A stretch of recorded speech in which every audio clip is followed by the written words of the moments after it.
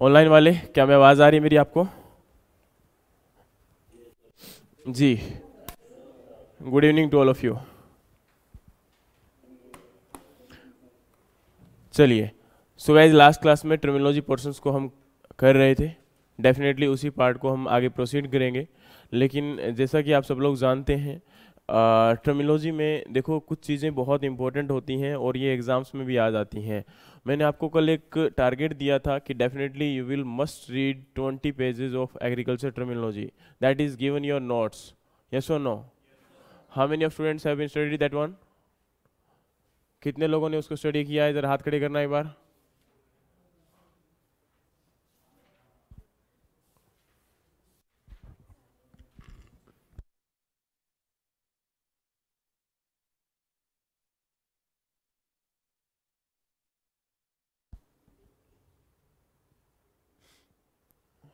Only 5 7, that's good, no issue.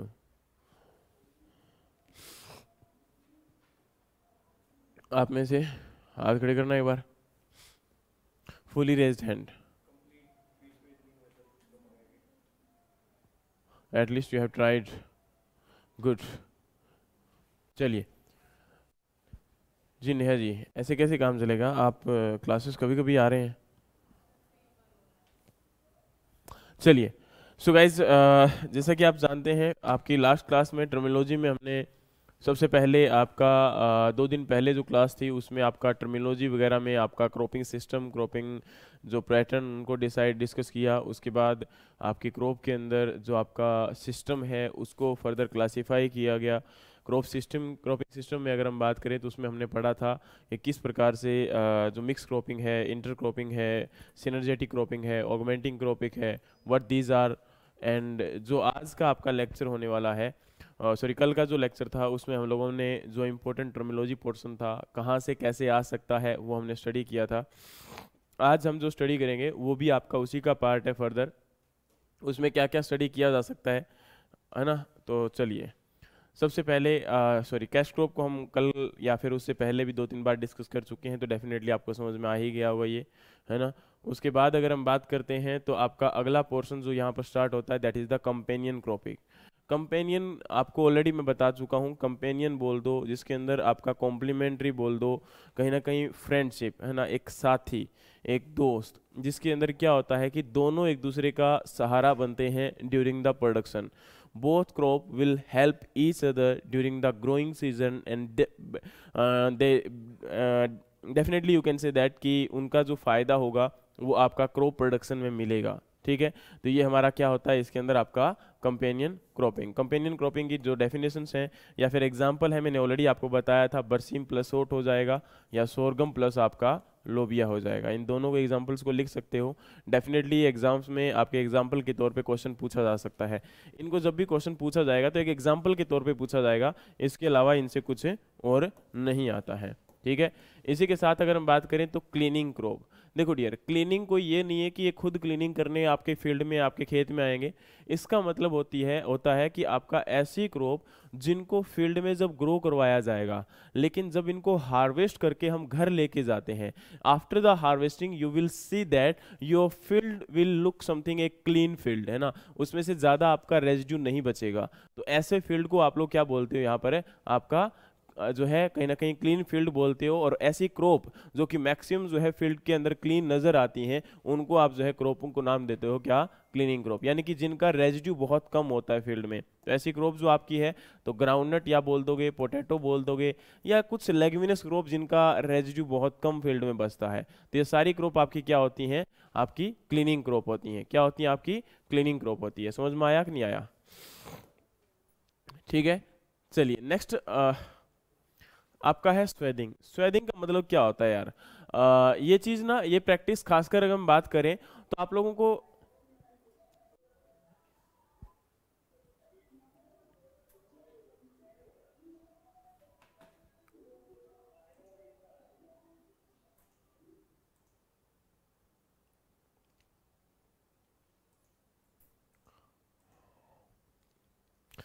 अगर आपको पता है कि आपके साइड में डीजेज वगैरह कुछ भी बज रहा है, तो why you are unmuting yourself? Class से निकाल देंगे, ना तो अच्छा आपको लगेगा ना हमें लगेगा। बाद में आप मैसेज करोगे, कॉल करोगे, धमकियां दोगे, उसका कोई असर नहीं पड़ेगा। ठीक है, आप अब कॉलेज में नहीं हो, आप अब वहाँ पे आ चुके हैं जहाँ पे आपकी लाइफ का एक स्टार्ट होता है ना। डेफिनेटली आप लोग जॉब नहीं लगे हो, लेकिन उस एंड पे हो जहाँ पे आपको कुछ समझौते भी करने पड़ेंगे। ठीक है, terms and conditions you have signed, कुछ नहीं कर पाओगे, मैं पहले ही बोल रहा हूँ। मैंने बार बार बोला है कि आपको एक सेकंड नहीं चलेगी यहाँ से क्लास से रिमूव करने में, आपका पूरा क्लास चला जाएगा। कहाँ था रे मैं? स्वेदिंग। देखो, स्वेदिंग की अगर हम बात करते हैं तो आपका क्या मतलब होता है? स्वेदिंग मतलब एक, जैसे आप लोगों ने देखा होगा फील्ड के अंदर क्रॉप को आप हार्वेस्ट कर लेते हो। हार्वेस्ट करने के बाद क्या होता है कि आप लोगों का एक ढेर लगाया जाता है।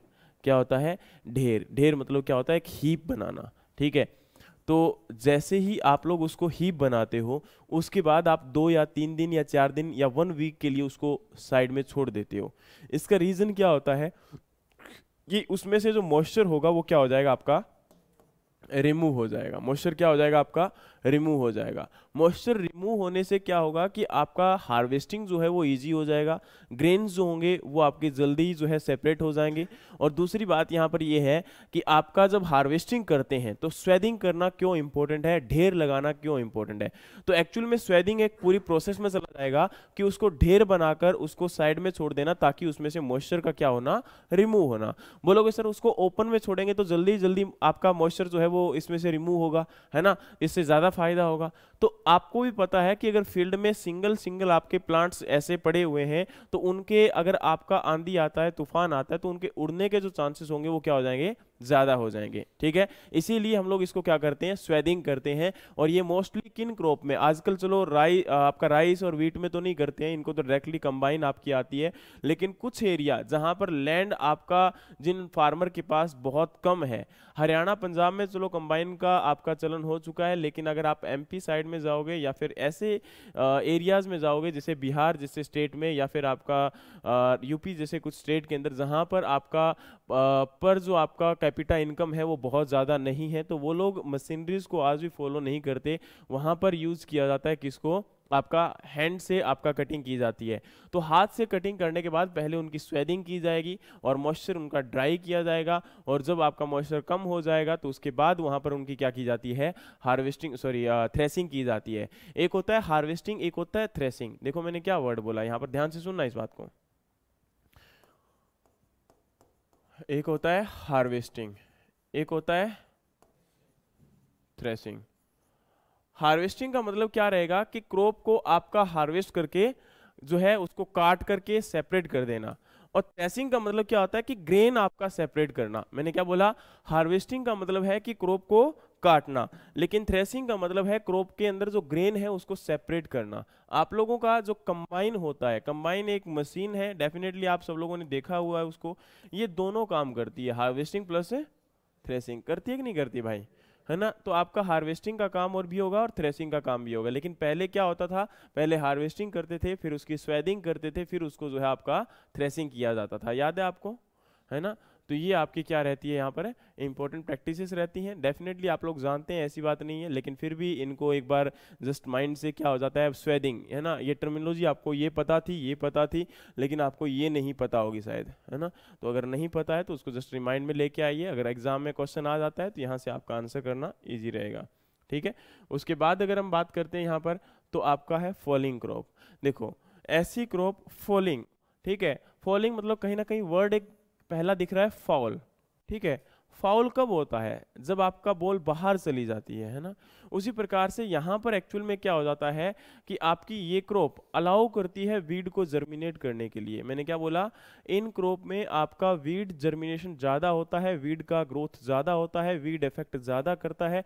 तो जिन क्रॉप में आपका क्रॉप के अंदर वीड की वजह से प्रोडक्शन इफेक्ट होता है, उन क्रॉप को आप लोग क्या बोलते हो? फॉलिंग क्रॉप बोलते हो। यानी कि जो क्रॉप आपके वीड को ज्यादा अलाउ करेंगी उनको आप क्या बोलोगे? Falling crop. सबसे पहले तो जिन क्रॉप के बीच में स्पेस ज्यादा होगा वो अलाउ करेंगी ही करेंगी, यस और नो? जैसे कि आप लोग देख लो, मेज है, कॉटन है, इन क्रॉप में क्या होता है, आपके वीड का अटैक काफ़ी ज़्यादा होता है। उसी प्रकार से direct seeding of rice, direct seeding of rice में भी आपका सबसे बड़ी या मेजर प्रॉब्लम क्या है, आपका वीड का अटैक होना। पता है नहीं पता है ना? तो ये आपका क्या रहेगा, फॉलिंग क्रॉप रहेगा। एग्जाम्पल आपके सामने है, डायरेक्ट सीडिंग ऑफ राइस, मेज, jute, cotton and sugar cane, क्योंकि इनमें आपको स्पेसिंग क्या देखने को मिलेगी, ज़्यादा देखने को मिलेगी। डायरेक्ट सीडेड ऑफ राइस आप देख सकते हैं किस प्रकार से पहले फील्ड के अंदर डायरेक्टली सोइंग की जाती है, फिर उसमें इरिगेशन किया जाता है, एंड लाइकवाइज जब रिक्वायरमेंट होती है तभी हम क्या करते हैं, उसमें इरिगेशन प्रोवाइड करवाते हैं। समझ में आ गया? ले क्रॉप, देखो ले क्रॉप बोल दो, फॉडर क्रॉप बोल दो, लूपिंग बोल दो, ये आपका सेम यूज होता है किसके लिए, फोल्डर के लिए। किसके लिए, फोल्डर के लिए।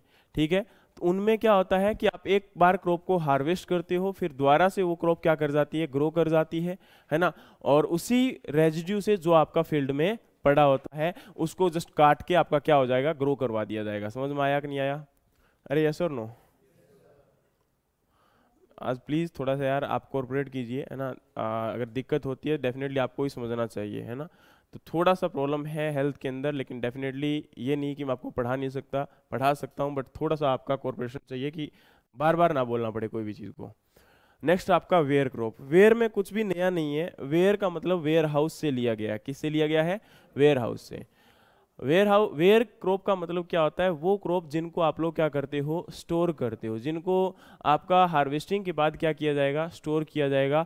और आप लोगों ने देखा होगा जैसे पोटैटो है आपका, इन क्रॉप को जिनके अंदर पेरिसेबल कमोडिटीज होती है उनको आप लगातार जो है एक बार स्टोरेज के लिए लेके ही जाते हो, चाहे वो टेम्परेरी हो या फिर आपका लंबे टाइम के लिए हो। ठीक है, तो वो आपका क्या रहता है वहां पर, स्टोरेज क्रॉप या फिर आपकी वेयर क्रॉप के नाम से जानी जाती है।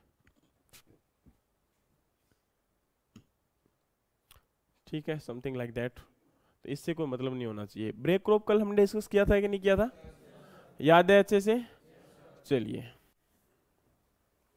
पता है ऑयल सीड कोई क्यों यूज करते हैं हम, या पल्सेस कोई क्यों बोला जाएगा, याद है? स्टॉक फार्मिंग कुछ नहीं है, livestock farming, sheep farming, goat farming, ये सारे के सारे जो फार्मिंग जाते हैं किससे जाते हैं, स्टॉक फार्मिंग से जाते हैं।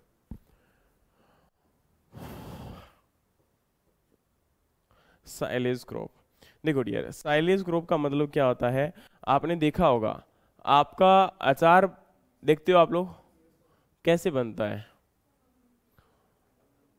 आप अपने मैंगो को यानी कि जो पिकल बनाते हो, पिकल बनाने के लिए डेफिनेटली आपके जिस चीज़ का भी पिकल बना रहे हो, आप आंवला का बना रहे हो, मैंगो का बना रहे हो, पहले उसकी कटिंग करते हो, फिर उसको फर्मेंटेशन प्रोसेस में से निकालते हो, एंड देर आफ्टर वो क्या होता है आपका वहाँ पर फर्मेंटेशन प्रोसेस जब कंप्लीट हो जाता है तो आपका साइलेज या पिकल जो होता है वो प्रिपेयर हो जाता है। ठीक है, तो इस चीज़ में ध्यान करिएगा, यहाँ पर जब साइलेज या पिकल की बात करते हैं तो उसमें एक मेन चीज़ एग्जाम में कई बार जो आ जाती है वो क्या है कि बेस्ट साइलेज क्रॉप कौन सी है। तो बेस्ट साइलेज क्रॉप आपकी होती है क्या, मेज।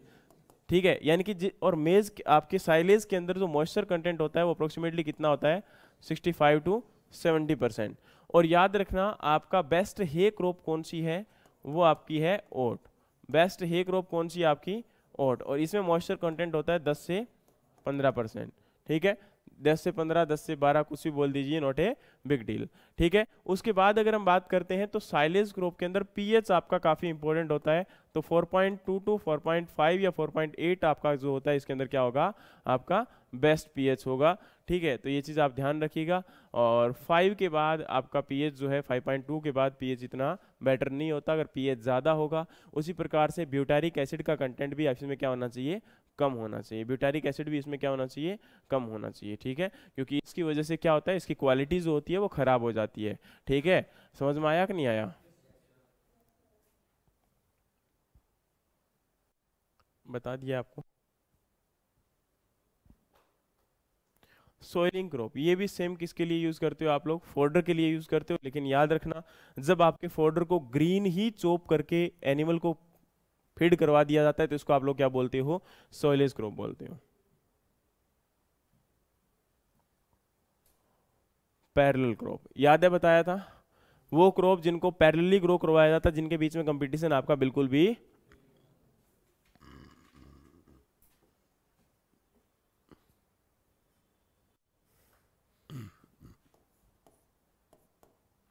क्रॉप को हार्वेस्ट कर दिया जाएगा, नीचे जो स्टब बच जाएगा उससे आपका प्लांट क्या होगा, दोबारा से ग्रो होगा। लेकिन पहली बार जब क्रॉप को काटा गया तो उसकी वजह से क्या बच गया, स्टब बच गया। तो इसकी वजह से पहली क्रॉप को आप क्या बोलते हो, या तो फर्स्ट हार्वेस्ट या फिर स्टब क्रॉप, ठीक है, जो कि स्टब पीछे छोड़ देती है। लेकिन उसके बाद जो नेक्स्ट क्रॉप आएगी उसको आप लोग क्या बोलते हो, रैतून।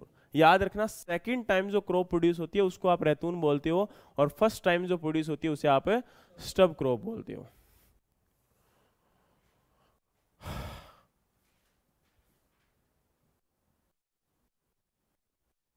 ये आपका क्या है, रैतूनिंग। राइपेरियन क्रॉप या प्लांट कुछ नहीं होते, जो प्लांट आपके नदियों के किनारे, झील के किनारे, तालाब के किनारे, यानी कि किसी भी वाटर बॉडी के आपके आसपास में जो प्लांट होते हैं उनको आप लोग क्या बोलते हो, राइपेरियन प्लांट बोलते हो। रैपिंग या टाइंग, इनमें से आप किस क्रॉप के साथ यूज करते हैं?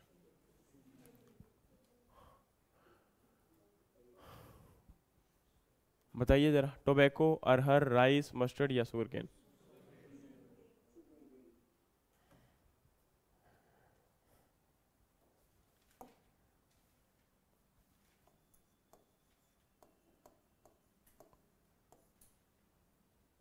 देखो डियर, शुगर केन के अंदर अगर हम बात करें तो इसमें क्या होता है कि आपका जब प्लांट ग्रो करता है, आपका जब प्लांट ग्रो करता है तो डेफिनेटली उसको ग्रो करने के लिए अलाउ जब हो जाता है, उसके बाद आप कल प्रैक्टिस आपको याद होगी, ब्लाइंड होइंग करते हैं।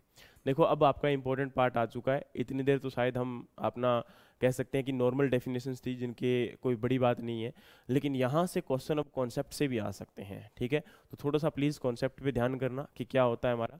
देखो डियर, क्या बोला, जब शुगरकेन की बात करते हैं तो शुगरकेन में मैंने क्या बोला कि आपकी प्रैक्टिस को यूज करते हैं, और प्रैक्टिस का नाम क्या होता है, सबसे पहले जब क्रॉप को ग्रो करवा दिया तो पहले आपको पता है कि शुगरकेन के सेट को यूज करते हैं, करते हैं नहीं करते हैं? शुगरकेन के सेट का मतलब क्या होता है कि शुगरकेन के प्लांट के कुछ टुकड़े कर लिए जाते हैं जिनके अंदर बड अवेलेबल होती है। मोस्टली जो यूज किया था वो 3 बडेड सेट को यूज करते हो। किसको यूज करते हो? 3 बडेड सेट को, ठीक है। तो आपका याद रखना कि 3 बडेड सेट यूज किया जाता है। और दूसरा अगर हम बात करें तो ऐसी बात नहीं कि 1 बडेड या 2 बडेड यूज नहीं कर सकते, डेफिनेटली हम लोग यूज भी उसको करते हैं। तो ध्यान रखना एक चीज को कि जब इन प्रैक्टिस को फॉलो किया जाता है, जैसे 3 बडेड या 2 बडेड, और उसके बाद इनकी प्लांटिंग की जाती है, प्लांटिंग करने के बाद क्या होता है कि हम लोग इनके अंदर आपका ब्लाइंड होइंग भी कर देते हैं, या फिर हम जो है इसके अंदर प्री प्लांट इनकॉर्पोरेशन जो आपका होता है वो पेस्टिसाइड सॉरी हर्बिसाइड का जो है हम अप्लाई कर देते हैं। याद आ गया? चलिए, इसके बाद आपको याद होगा कि जब हमारी क्रॉप के अंदर अगर हम बात करते हैं तो शुगरकेन में आप लोग उसको अलाउ करते हो ग्रो करने के लिए। जब आपका प्लांट प्रॉपर्ली ग्रो कर जाता है तो उसमें आपका इरिगेशन फैसिलिटीज, वीड को रिमूव करना, इंटरकल्चर प्रैक्टिसेस आप लोग फॉलो करते हो, है ना। लेकिन अब आपको याद होगा कि जब आपका शुगरकेन प्रॉपर ग्रो कर जाता है तो प्लांट के गिरने के चांसेस क्या रहते हैं? ज्यादा रहते हैं। क्या रहते हैं? आपके प्लांट के गिरने के चांसेस काफी ज्यादा रहते हैं। तो डेफिनेटली आप लोग जानते हो कि प्लांट अगर गिर जाएगा तो उसके अंदर प्रोडक्शन जो होगा वो क्या हो जाएगा? रिड्यूस हो जाएगा। तो हम प्लांट को गिरने से बचने के लिए हम लोग क्या करते हैं, उसके अंदर एक आपका प्रैक्टिस करते हैं जिसको हम बोलते हैं अर्थिंग अप। क्या बोलते हैं? आपका अर्थिंग अप। देखो इस प्रैक्टिस को जैसे ही आप लोगों को बोला गया आप सब लोग जानते होंगे ऑलमोस्ट, है ना। लेकिन दिक्कत कहाँ आ जाती है कि अर्थिंग को यानी कि अर्थ को थोड़ा सा अप कर देना। जैसे प्लांट है, प्लांट के साथ में थोड़ा सा मिट्टी को कवर कर देना, ये हमारा क्या हो जाएगा? अर्थिंग अप हो जाएगा। लेकिन एक चीज याद रखना कि आपका जब भी हम बात करेंगे, अर्थिंग अप तो समझ में आ गया, लेकिन एक चीज इंपॉर्टेंट ये है कि आपका जो क्या कहते हैं, ग्राउंडनट है या फिर पोटैटो है, उसके अंदर भी तो अर्थिंग अप करते हैं। तो ग्राउंडनट और आपका जो पोटैटो है उसके अंदर अर्थिंग अप क्यों करते हैं? तो याद रखना, ग्राउंडनट में इसलिए करते हैं क्योंकि उसमें आपका जो पोड है वो डेवलपमेंट प्रॉपर हो सके, पोड डेवलपमेंट क्या हो सके? प्रॉपर हो सके। लेकिन जो पोटैटो होता है उसके अंदर इसलिए करते हैं ताकि आपका ट्यूबर फॉर्मेशन प्रॉपर हो सके और उसको सनलाइट के एक्सपोज से बचाया जा सके। क्योंकि आपको पता होगा ट्यूबर अगर सनलाइट में एक्सपोज हो जाता है तो उसमें एक टॉक्सिक सब्सटेंस है, नाम उसका है सोलेनिन। नाम क्या है आपका? सोलेनिन। तो आपका सोलेनिन अगर बन गया तो डेफिनेटली वो हमारा क्या होता है, टॉक्सिक सब्सटेंस होता है, तो डेफिनेटली वो नहीं बनना चाहिए। तो उसके आपके एक्सपोजर से बचने के लिए हम लोग क्या करते हैं, उसके अंदर है अर्थिंग अप करते हैं। तो आपका ये इंपॉर्टेंट नहीं है कि आपने क्या याद किया है, वहां पर क्रॉप के अकॉर्डिंग आपको पता होना चाहिए कि इसमें प्रैक्टिस आपकी फॉलोअप है क्यों की जा रही है। नाम उसका अर्थिंग अप ही है, लेकिन पोटैटो में उसका यूज अलग है, तो आपका ग्राउंडनट में अलग है, और यहाँ पर आपका शुगर केन में अलग यूज है। शुगर केन में गिरने नहीं देना है, जिसके अंदर हम बोलते हैं क्रॉप का लॉजिंग होना। लेकिन सुनना भी,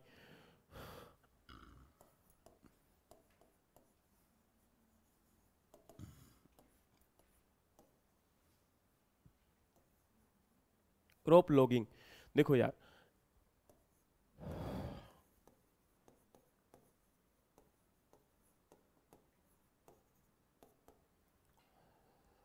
क्रॉप लॉगिंग क्या है और क्रॉप लॉजिंग क्या है, ये दोनों वर्ड हैं, और एक आपका होता है वाटर लॉगिंग। सुना है क्या? वाटर लॉगिंग सब लोग जानते हैं, पानी का खड़ा होना, पानी का स्टेगनेंट कंडीशन में आना, वो हमारा क्या हो जाएगा, वाटर लॉगिंग। ठीक है, चलिए देखो क्रॉप, जो क्रॉप लॉगिंग है उसमें क्या रहता है, आपने लॉगबुक देखी है सब लोगों ने, या लॉगबुक के बारे में सुना जरूर होगा। आपने सुना होगा लॉगबुक में एंट्रीज की जाती हैं, इसका मतलब ये होगा कि वहां पर रिकॉर्ड रखा जाता है। लॉगबुक में क्या होता है, एंट्री की जाती है, रिकॉर्ड रखा जाता है। ठीक है, लेकिन यहां पर क्या है, लॉजिंग। ठीक है, यहां पर दो वर्ड है, एक है जी और एक है डी। तो डेफिनेटली रिकॉर्ड रखने के लिए अब यहां पर याद रखना, जी का मतलब है गेन करना। तो गेन करना मतलब प्लांट ऐसा क्या गेन करता है, या तो न्यूट्रिएंट गेन करता है या वाटर गेन करता है। तो यहां पर वाटर के लिए तो हम ऐसा कुछ नहीं करेंगे, लेकिन न्यूट्रिएंट गेन जितने करता है, जैसे मान के चलिए, क्या आपको पता है कि एक ह्यूमन बीइंग को एक दिन में कितना फूड लेना चाहिए? क्या आपको पता है कि एक ह्यूमन बीइंग को दिन में कितना फूड लेना चाहिए? रिकमेंडेशंस है ना आपकी कि 200 ग्राम मिल्क लेना चाहिए, 280 ग्राम मिल्क लेना चाहिए, या फिर आपको, ठीक है, ये रिकमेंडेशन आपने सुनी होगी ना। तो भाई यस बोलते हुए मुंह दर्द कर रहा है क्या आपका? आपका क्या होता है कि जब इस चीज का पता है तो डेफिनेटली हमें यह भी पता होगा कि क्रॉप को न्यूट्रिएंट कितने रिक्वायरमेंट है, नाइट्रोजन कितनी रिक्वायरमेंट है, फास्फोरस कितनी रिक्वायरमेंट है, हमें रिकमेंडेशन दी जाती है कि नहीं दी जाती इसकी? तो डेफिनेटली आपको रिकमेंडेशंस दी जाती है, तो एक चीज को आपके बारे में पता होगा कि रिकमेंडेशंस जो होती हैं वो हमें जब दी जाती है तो उसके अकॉर्डिंग हम उन प्लांट को न्यूट्रिएंट भी प्रोवाइड करवाते हैं। लेकिन जब उसी रिकमेंडेशन के अकॉर्डिंग हम अपनी सोइल को जांच करते हैं, मान के चलिए मैं ग्रो करवाने जा रहा हूँ राइस को, क्या हमारी फील्ड को कभी भी हम इस प्रकार से जांच करते हैं? आपको याद होगा सॉइल हेल्थ कार्ड बनाया जाता है। क्या सॉइल हेल्थ कार्ड किस बेस पे बनता है? कभी इस बेस पे बनता है कि आपका पर्टिकुलर क्रॉप कौन सी ग्रो करवाने जा रहे हो, नो। हमेशा आप लोग क्या देखते हो कि सॉइल के अंदर न्यूट्रिएंट कंटेंट कितना है, उसके अकॉर्डिंग आप क्या कर देते हो, अपना सॉइल हेल्थ कार्ड बना लेते हो, यस और नो। लेकिन जब पर्टिकुलरली मैं राइस को ग्रो करवाने जा रहा हूं और राइस के न्यूट्रिएंट को देखते हुए कितने न्यूट्रिएंट फील्ड में है और कितने हमें अप्लाई करने हैं, वो जो चीजें होती है उसको हम क्या बोलते हैं, उस चीज को जांच करना क्या होता है, हमारा क्रॉप लॉगिंग होता है। मतलब क्रॉप के अकॉर्डिंग फील्ड का आपका सैंपल लेके उसके अंदर न्यूट्रिशन की जांच करना, वो हमारा क्या है, क्रॉप लॉगिंग है। ये बात समझ में आई या नहीं आई?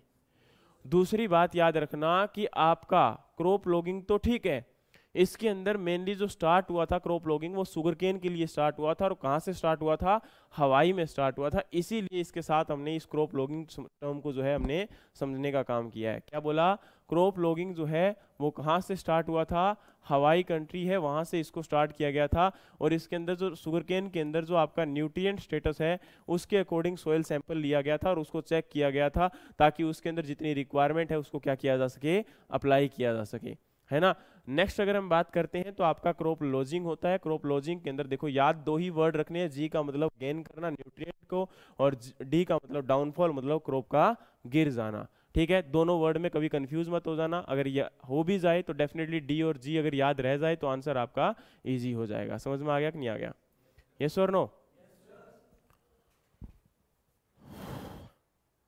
कहाँ थे, sugarcane earthing up lodging.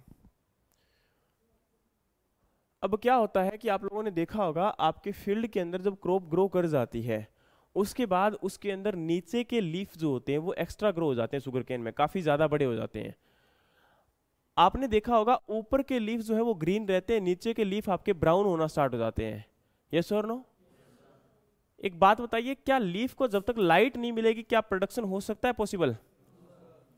तो याद रखना, इसी से बचने के लिए हम लोग क्या करते हैं, अब देखो प्रोडक्शन नहीं करेगा लेकिन प्लांट के ऊपर अवेलेबल रहेगा। मान के चलिए एक घर के अंदर आपके 3 बेटे हैं, ठीक है, एक जॉब करता है, बाकी 2 घर में बैठे हुए हैं।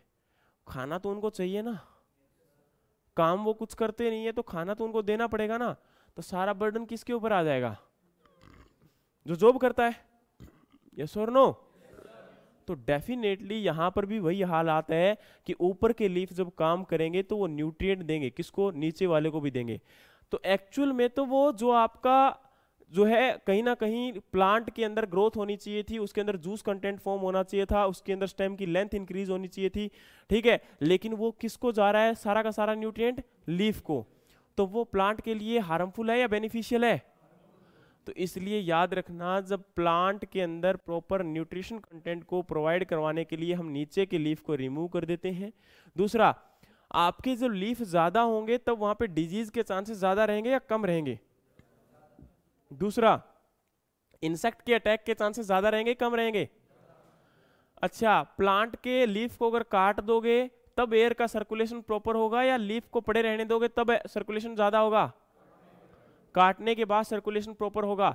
इसका मतलब आप जो है फील्ड में जब लीफ ज्यादा होंगे प्लांट के ऊपर तब आप आराम से उसके अंदर इंटरकल्चर प्रैक्टिसेस कर सकते हो या ना होने पे कर सकते हो? ना होने पे कर सकते हो। तो यानी कि काम कितना आया? पहला है disease and insect free plant, दूसरा आपका है प्लांट का proper vegetative growth, juice formation, तीसरा यहां पर आपका क्या आ जाएगा? इंटरकल्चरल ऑपरेशन को इजी करने के लिए, कार्बन डाइऑक्साइड और एयर का प्रॉपर सर्कुलेशन करने के लिए, प्रॉपर लाइट के इंटरफेरेंस के लिए हम लोग क्या करते हैं, आपके नीचे के पत्तों को काट देते हैं और काटने के बाद उनको हम बोलते हैं ट्रैशेस, और ट्रैश को रिमूव करने को हम क्या बोलते हैं? D trashing. समझ में आ गया? अब प्लांट के गिरने के भी चांसेस होंगे, तो प्लांट को आपस में क्या कर दिया जाता है? बांध दिया जाता है। वो कहानी सुनिए क्या, कि एक किसान के 4 बेटे थे, उसने अपने 4 बेटों को मरते हुए बुलाया, चारों के हाथ में एक एक लकड़ी दे दी, ठीक है, बोला भाई एक एक लकड़ी को तोड़ो। उन्होंने इजीली तोड़ दिया। अब उन सभी के हाथ में 10 लकड़ियों का एक गट्ठर था, वो हाथ में दे दिया, बोला अब तोड़ो। वो नहीं तोड़ पाए, तो क्या बोला कि एकता में बल है। तो वही एकता में बल यहाँ पे क्रिएट करना है कि अगर अकेला प्लांट होगा तो गिर जाएगा, ज्यादा प्लांट होंगे तो नहीं गिरेंगे भाई। तो इसीलिए रैपिंग किया जाता है, टाइंग किया जाता है। रैप तो आप लोगों ने किया ही होगा, गिफ्ट किसी को देते हो तो करते हो कि नहीं करते हो?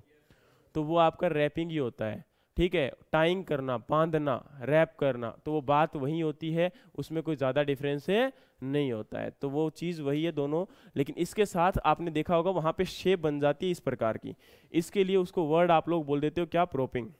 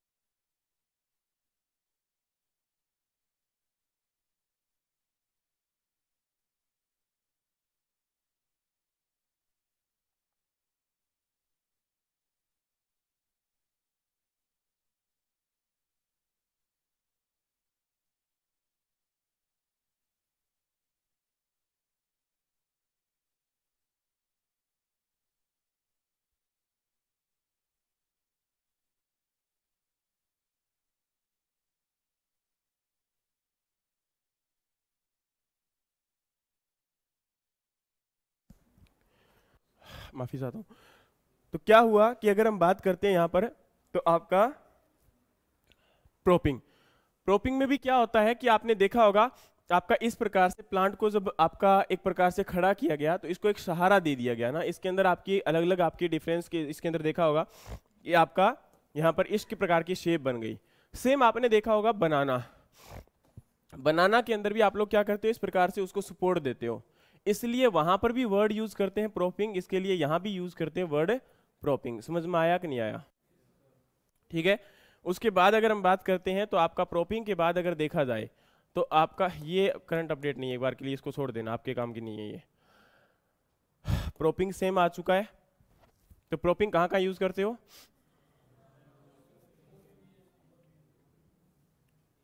समझ में आ गया?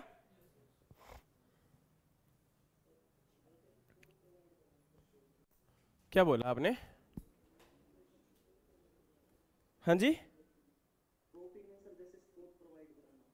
हाँ तो सेम वही बात है ना, जैसे देखो टाइंग था और जो आपका रैपिंग था वही वर्ड कहीं ना कहीं प्रोपिंग से रिलेटेड है, जो शुगर केन के अंदर अगर हम बात करें तो। ठीक है, क्योंकि शुगर केन के अंदर कभी ये थोड़ा ना होता है कि सिंगल सिंगल स्टेम को आप अलग अलग सपोर्ट प्रोवाइड कराओगे, कभी होता है क्या पॉसिबल? लेकिन शुगर केन में आप प्रोपिंग वर्ड को जरूर यूज करते हो। ये बात समझ में आती है ना, या नहीं आती? और ट्रेसिंग डिट्रेसिंग समझ में आता है?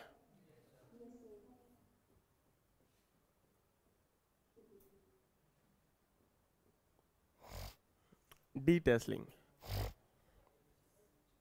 मेज है ना। डी टेस्लिंग में क्या होता है, टेसल क्या है? मेल फ्लावर है। टेसल क्या है? मेल फ्लावर है। मेल फ्लावर को रिमूव करने को आप लोग क्या बोलते हो? D tasselling. समझ में आया कि नहीं आया? है ना। और ये क्यों करते हैं? ये इमस्कुलेशन के टाइम पर करते हैं।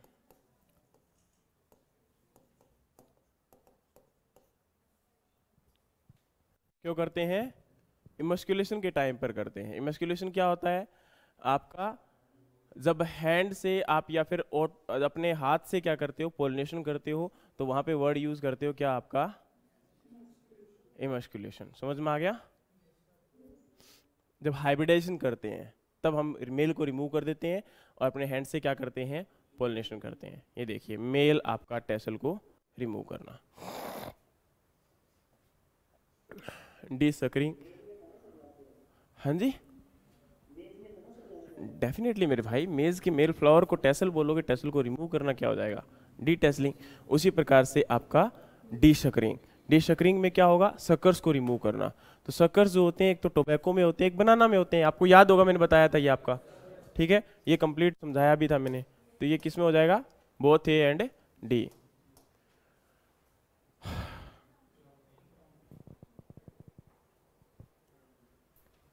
भाई आज बस है, माफी चाहता हूँ। ठीक है, कर लेंगे क्लास, क्योंकि बार बार वॉमिटिंग हो रही है।